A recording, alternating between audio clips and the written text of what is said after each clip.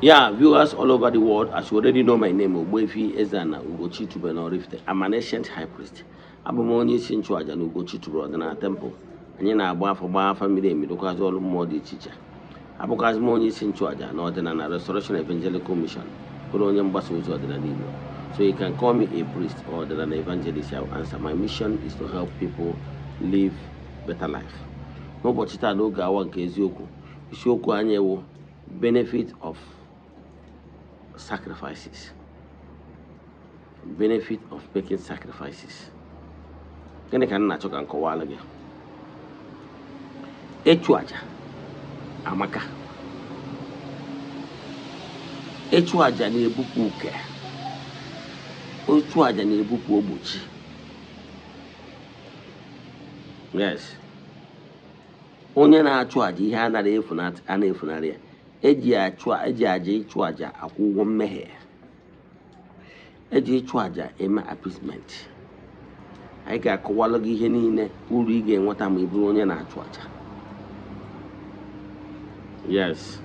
But before we dive into today's lecture proper, important announcement. Bụ na ịbụ child of the temple. Echefuna na September 15th bụ annual festival for the children of the temple. Atụrụ anya na onye ọbụla bụ child of the temple ga-participate in ya. Ị nọ n'oru na ị nọ n'Igbo n'obodo oyibo ị nọ Nigeria. Ihe abịa ma ọ bụ na ihe abịa. Chaatị m na WhatsApp ka ime ihe kwesịrị ime iji kwado nya bụ aja na Saraka William Festival anyị. Nke abụọ, anyị nọ na month of August. Ndị niile na-esonyela anyị nwekwara ike isonyela anyị na aja anyị na-achụ aja anyị dị n'Igbo. Anyị malitere ịchụ aja ihe karịrị 4 years now. We have massive testimonies, but we don't share them maka na ọ dịrọ necessary. It's not why we are here. Mana mara na Chukwu na-emere onwe ya aha na-achụkwa aja maka na aja karịrị ọgwụ. Ọ bụrụ na ị chọrọ isonye na ya bụ aja, ihe ị ga-eme wee forward ya 3 prayer requests anyị ga-edebe n'ọta. Then you make token donation to the account number iji kwado ya bụ aja. Gara chụnya bụ aja every day, the last day of the month anyị ga-achịkọta ya. So ndị sonye na ya bụ aja ga-enweta nchịkọta ya na WhatsApp number only. My WhatsApp number na screen is 08057837672. Now let's proceed. Here ka na-ekwu maka ya. Benefit of making sacrifices. Enwere ụzọ aja dị iche iche. Aja ọbụla nwere ihe ọ na-alụ. And I can tell you, na nwere mkpụrụ obi ọbụla na-achụ aja ihe na-efunarị. Ị bụrụ onye na-achụ aja, ife ama na-efunarị gị. Ị mana na ị na-achụ aja to ihe niile Chukwu kere eke. Ọ na-abụ a na-ekwusa ịchụ aja. Ụfọdụ uche na-eso aja bụ so ịchụrụ mmadụ aja. Yes, aja ị na-achụrụ mmadụ bụkwa aja.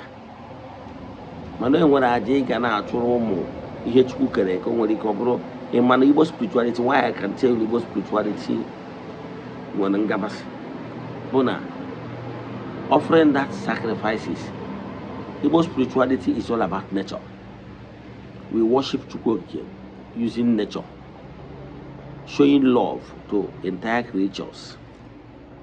Ndị akpatara na anyị na-achụ aja ga-ewere ihe ọnụ na-eri eatable things na onye mfuli wee na etu Chukwu si ka anyị ka o si wee kee ihe niile dị ndụ n'elu ụwa. Anyị jebe na mmiri maka ihe of living things bi na mmiri ya chụọrọ ha aja. Ha rụrụ ọrụ anyị ji, ha rụrụ ọrụ mede, mana from time to time nwa bụ Eze-Ana eje mmeta ha ọfụma. From time to time, when domestic animals, and when other animals not on a poultry. From time to time, I normally on daily basis give them something. You know why? The onions is all getting all when I know what I'm doing because I'm showing love to each cooker. When I was growing up, I grew up with my grandma. I remember those days on about going to the holidays. I don't know area. Ebe anyị na-eri nri mgbe a n'ilo na compound. Enwere ike wọta nri anyị eri ọ bụrụ swallow ọtọ ọnụ ewu ju ofe wụrụ swallow gbọọ ya ọtụpụ ya na n'ilo. Obodo nwere ike kuru rice ụpịa. Dịrị ka o ji mịa. O mere ya maka na ọ ma na-enwere so many other animals gatago na-agagharị na ngwuru. Mụrụ na o nwere anụmanụ ya abụọ na-agagharị na ngwurugwu ọ na-eweta blessing. Nwere idea. Ị nwere idea na ndị Igbo nwere ihe a na-akpọ ọkụkọ abụke. Ọkụkọ abụke na-abụ na-aga na compound ọ na-agọzi ezinụlọ na-agọzi ha na. Ị nwere idea. Enwere ike mara maka ihe mara karịrị gị. Now, enwere lizard, enwere ants, enwere those things na-arịa na compound. To you, the hard useless of ya. Onwere ihe Chukwu kere dị useless. Ihe niile Chukwu kere dị mma for a purpose. Enwere those ants, butterfly, those things ga na ha na-aga ya na be gị. Enwere ihe ọjọọ ha na-ewepụ n'ụzọ gị. Ya bụ na ịchụ aja dị very important. Aja abụrụ sọ mgbe iji chụọ aja ihe mmee. Enwere aja saraka. Enwere aja ihe ọnụ na-eri. Aja ọbụla na-aba uru na nke ya. Onye agbata na ndị gboo na-enwe ihe a na-akpọ ihe enunu na ngwuru.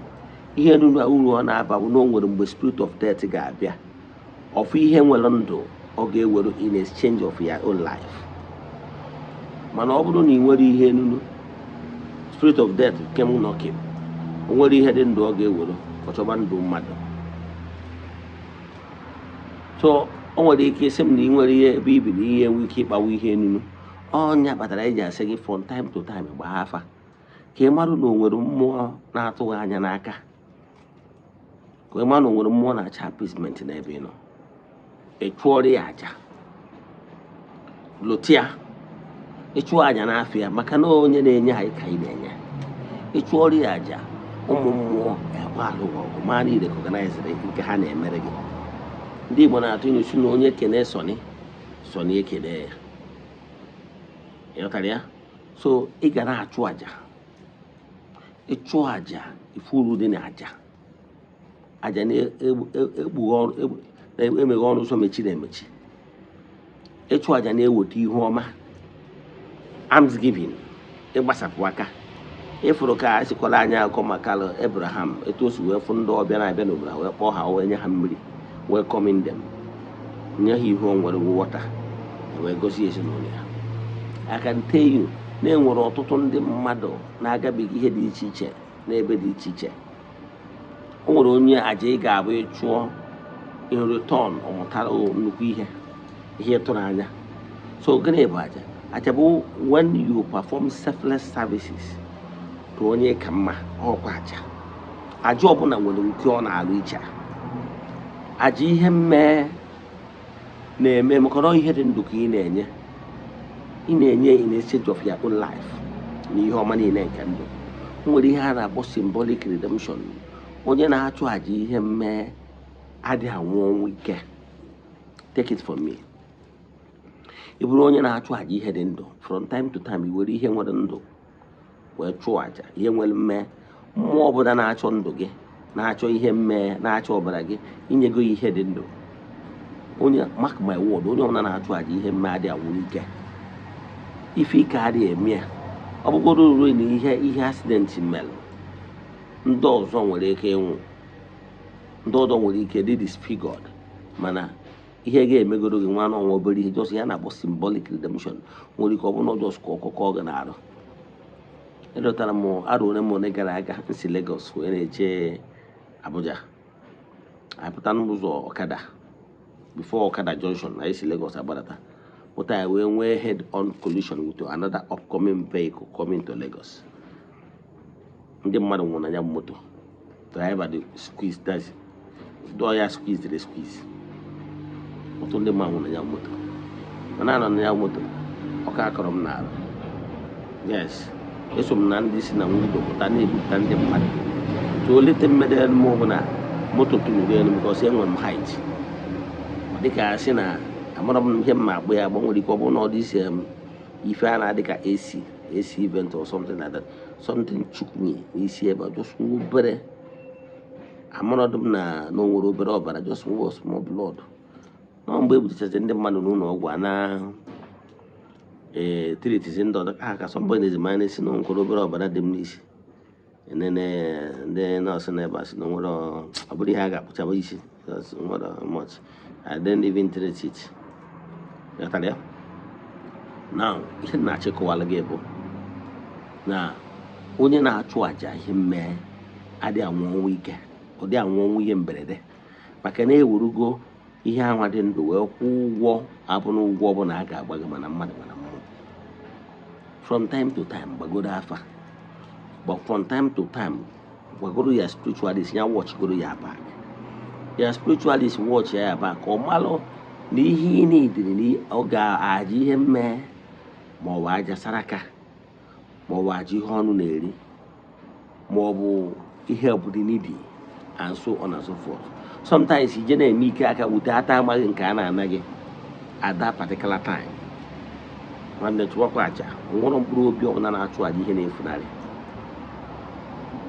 Ịrụtara akụkọ nwaanyị Zarephat na onye amụma Elijah ọ bịara o wee were the last mmanụ na ọmezi o nwere wee merie ihe oriri o wee sị nwaanyị fọ ime ihe dị etu a na-akpa ọka ga ama agwụnata agwụ mmanụ igbo mmanụ ga-aya agwụnata agwụ.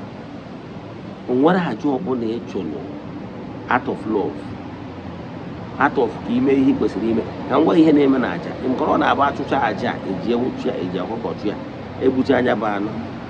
Yes, ọ ihe a bụ life ka mmụọ chọrọ. The rest of the meat anyị nwabụzi ndị dị ndụ na-eji emesara aka were eri wee nwee aṅụrị. Enwere ike ihe eji agba ụgwọ na mmụọ bụ na ị kwesịrị ife dị onye agụụ na-agụ.